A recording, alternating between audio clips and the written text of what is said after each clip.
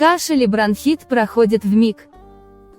Достаточно выпить перед сном, это натуральное средство. Средство от бронхита.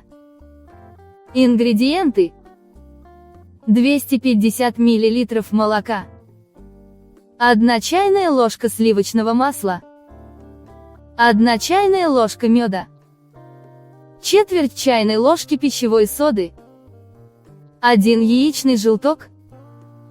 Приготовление: вскипятите молоко и остудите его.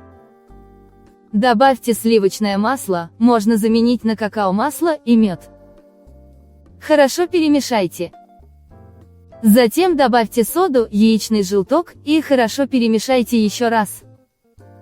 Взрослые могут добавить по желанию 1 десертную ложку коньяка. Пейте это лекарство в течение 5 дней перед сном.